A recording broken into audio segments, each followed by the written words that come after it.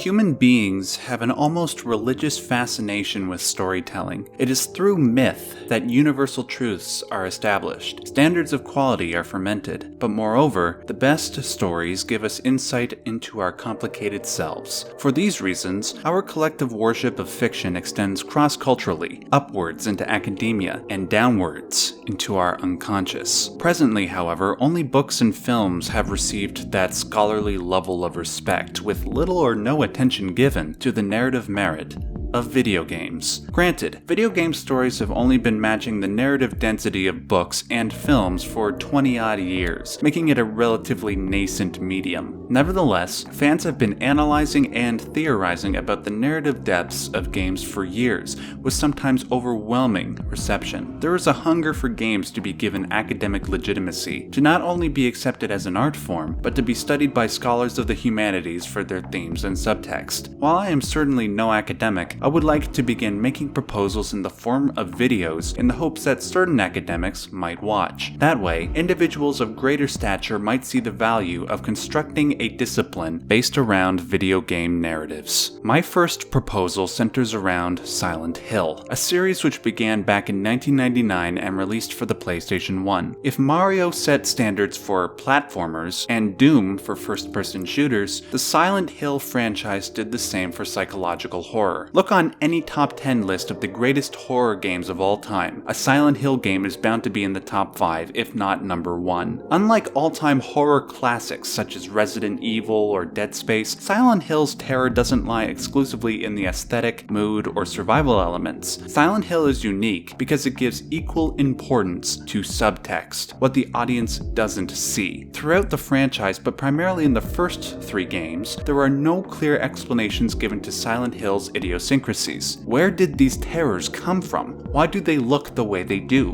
While there are answers, they are not immediately obvious. In leaving things temporarily mysterious, the game designers brilliantly exploited the instinctual dread which arises from uncertainty. When a person cannot define a particular horror, when the mysterious emerges from the darkness like a loathsome thought from your unconscious, when the sight they see doesn't fit into any human category, it throws all your preconceptions of reality into question. Worst of all, Silent Hill mimics this inner confusion by projecting it into one's surroundings. Both the outer world and inner world deteriorate, consumed by darkness, and as you contemplate the meaning of this madness, the truths emerge from unconsciousness to consciousness, like a beast from the shadows. And herein lies Silent Hill's academic value, its personification of inner terror, its real-life formulations of mental suffering. Silent Hill's environments and inhabitants are external formulations of the ever-elusive human psyche, one of the few elements of human life that remains uncharted territory. While we continue to make technological and medical advancements unprecedented for even the middle-aged segments of our population, we still do not know how to contend with the neuroses of our own mind, the filth that lies in our collective imagination. Our inner world,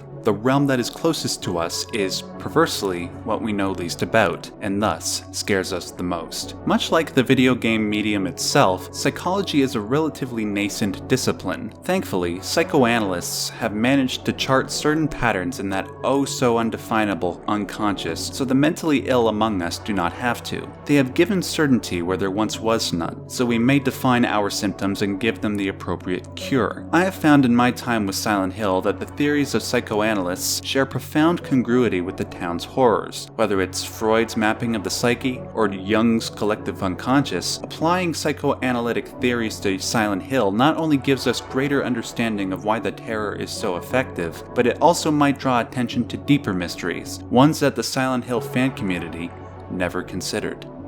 Allow me to present the core example this video will focus on. For those who have read the relevant literature, Silent Hill fans know that the reason why Silent Hill takes on such a bloody and rusted demeanor is because it gives form to the perceiver's innermost thoughts. Take for instance Silent Hill 2. It is widely understood that sexualized monsters like the nurse or the mannequin are manifestations of James's repressed sexual urges. However, the sickly, dirty look of the monsters does not extend to all of James's projections. namely his projections of Mary and Maria. Why is this? It's not like James could voluntarily keep his projections of these two pure, given the unpalatable look of all his other projections. Moreover, a character like Maria seems to be autonomous, like a fellow character that stumbled into Silent Hill with James, yet we know she is a projection, given her constant resurrections and her ambiguous statements to James in the jail. So, what is she? I believe I may have found the answer, and it lies in psychoanalysis. Before I give my answer, I know there are some of you who might be questioning the utility of this pursuit. After all, there doesn't seem to be any proof that Freud's theories or Jung's theories or Adler's theories gave any inspiration to the creators of Silent Hill. Once again, the answer lies in Silent Hill's supplementary material, namely, the Book of Lost Memories. This book is the holy grail of Silent Hill mythology. Within, you will find answers to most of Silent Hill's ambiguities. On page 77, under The Making of Silent Hill 3, Silent Hill's musical composer Akira Yamaoka reveals the following. He says that Hiroyuki Owaku, Silent Hill's planner and scenario writer, took inspiration from Freud's psychoanalytic theories. If Silent Hill 2 is any indication, one can deduce from this that Owaku took much inspiration from Freud's theory of the pleasure principle. To summarize that theory briefly, Freud believed that the driving force of the human unconscious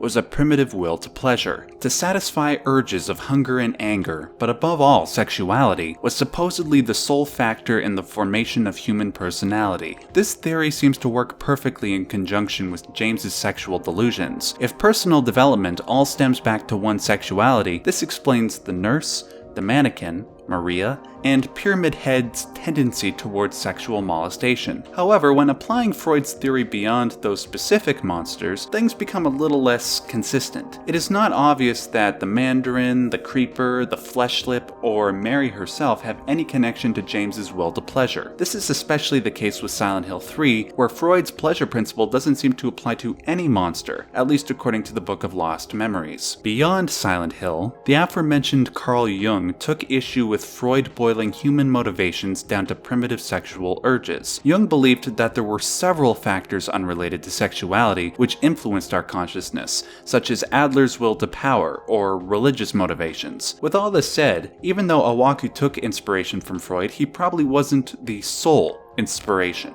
Did Owaku draw from any other psychoanalytic theories? We simply do not know for sure. However, I would like to propose a hypothetical scenario where he did. Specifically, I would like to entertain the idea that maybe Owaku took inspiration from Jung's theory of archetype. Even if this is not the case, I think you might find that in applying Jung's theory, things seem to fit too well to be coincidental, especially in the case of Maria. Allow me to summarize Jung's theory of archetype briefly for those who are unaware. It is a complicated theory, but I'll simplify it for the purposes of this analysis. Jung theorized that there are patterns in human imagination and the fiction that it produces. For example, the reason why we love characters such as Gandalf from Lord of the Rings or Dumbledore from Harry Potter is because they reflect an inner love and respect in all of us for the wise old man. Characters like Gandalf and Dumbledore are heralded as great characters because they embody the archetypal ideal of the wise old man. Characters that embody archetypes best tend to amplify the quality of the overall story. It is when a character reflects our collective ideal of a seasoned, wise, powerful being that gives guidance to those around him that the audience holds them up as the prime example of that archetype. In respect to Silent Hill and Maria, I would like to discuss one archetype in particular,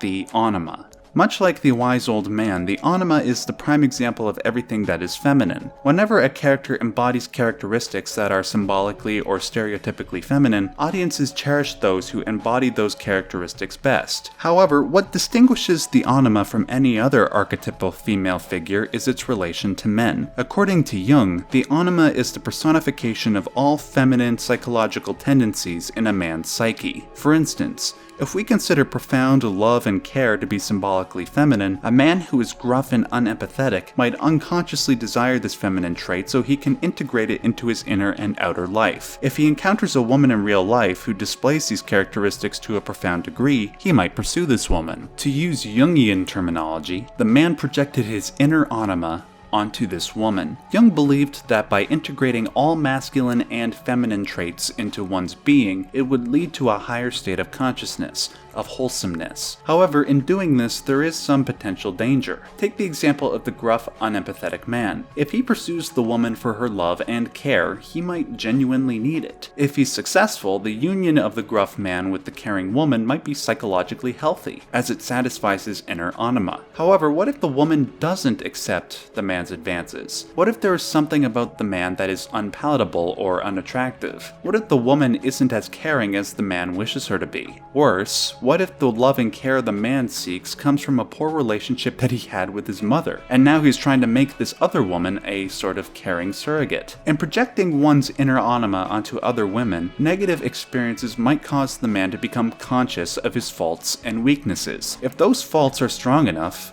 dark enough, becoming conscious of them might permanently destroy a man. In trying to describe the anima's power, our religious and non-religious ancestors gave her human form, so she may awaken with us a love and respect for the archetype, much like the aforementioned Gandalf and Dumbledore did for the wise old man. While there are several symbolic women who have embodied the anima in religion and literature, one of the most common symbols of the anima is that of the Virgin Mary, from Christian theology. Seeing that a man's inner anima is often shaped in early life by one's mother, what better example is there for Christians than Mary, Mother of Jesus Christ? Without even saying anything, the parallels between the anima and Silent Hill are starting to be recognized. If the anima is a man's inner psychological tendencies, and Silent Hill gives form to one's innermost thoughts, maybe Mary and Maria are parts of James' anima. I theorize that Hiroyuki Iwaku took Jung's theory of anima, particularly the anima's symbolism through the Virgin Mary, and applied it to Silent Hill.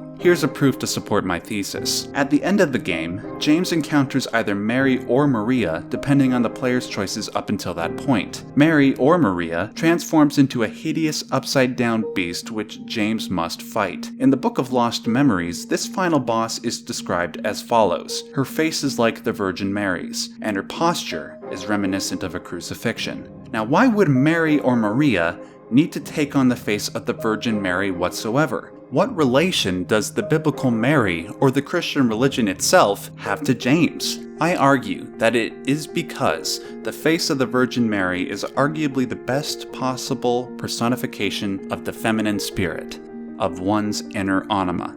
However, unlike the Virgin Mary, whose visage is often presented as wholesome and warm, the anima takes on an opposite demeanor when it is rejected by James. If the anima represents all aspects of the feminine spirit, it makes sense that it would take various forms, including the negative ones. If James seeks to embrace the anima, it will take on pleasing forms, and if he rejects it, it takes on repulsive forms. This conclusion is pretty much reinforced in The Jail, when James asks if Maria truly is who she claims. Aren't you Maria? I'm not your Mary.